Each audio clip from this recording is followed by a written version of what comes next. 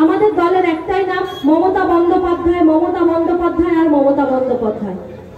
আজকে হাসানদাই প্রোগ্রামে আসতে পারেনি, তার বাবা কালকে গত হয়েছে, আমরা তার আত্মার শান্তি কামনা করি।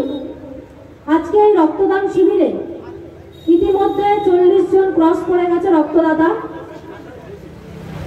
80 জন ক্রস করে গেছে, এটা আমাদের অত্যন্ত গর্বের। আজকে এই রক্তদান শিবির, এই প্রোগ্রামে মেন উদ্যোক্তা, মেন যাদের ছাড়া এই রক্তদান সম্পূর্ণ হতো না, সেই রক্তদাতাদের আমি কুর্নিশ জানাই। আপনারা সকলে জানেন এই রক্তদান মহৎ দান, এক ফোঁটা রক্ত একটা মানুষের প্রাণ বাঁচিয়ে দিতে পারে।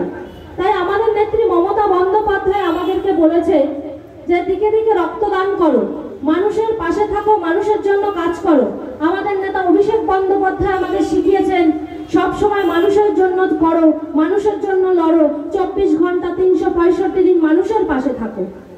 আপনারা সকলে দেখেছেন 21শে জুলাই গেল, সেই সময় আমাদের নেত্রী মমতা বন্দ্যোপাধ্যায় এবং নেতা অভিষেক বন্দ্যোপাধ্যায় বলেছে যারা এই লোকসভা ভোটে দুর্নীতি করেছে, যারা দলের সাথে গদ্দারি করেছে, আগামী 3 মাসের মধ্যে তাদের জন্য কঠোর ব্যবস্থা নেবে, কঠোর থেকে কঠোরতম ব্যবস্থা নেবে। আমরা তৃণমূল কংগ্রেসকে বিশ্বাস করি, আমরা আমাদের দলনেত্রী মমতা বন্দ্যোপাধ্যায়কে বিশ্বাস করি, আমাদের নেতা অভিষেক বন্দ্যোপাধ্যায়কে বিশ্বাস করি। আমাদের সকলের প্রিয় নেতা, আমাদের মাননীয় পার্থ ভৌমিক মহাশয়, আমাদের সকলের প্রিয় সাংসদ, যে ব্যারাকপুর লোকসভা থেকে নির্বাচিত হয়ে দিল্লির বুকে লড়াই করতে গেছে, সেই সাংসদ আজ দিল্লির বুকে লড়াই করতে গেছে আমাদের প্রত্যেকের হয়ে, সেই কারণে তিনি আসতে পারেনি।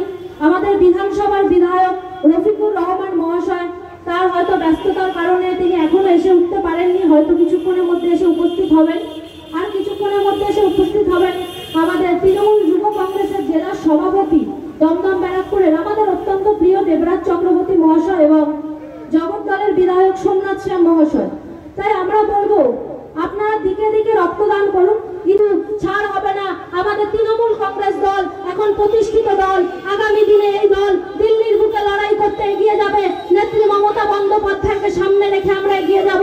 তাই এই আওয়াল সিদ্ধির সমস্ত তৃণমূল কংগ্রেস কর্মীদের বলবো তোমরা সকলে সক্রিয় হও, সকলে ঐক্যবদ্ধ থাকো, কোনো বিরোধী দল সেখানে হুল ফোটাতে পারবে না, এই কথা আমরা দিতে পারি। আমাদের সকল নেতৃত্বরা তোমাদের পাশে সব সময় আছে, কারণ মানুষ ভালো কাজ করলে মানুষের সাথে সবাই থাকে।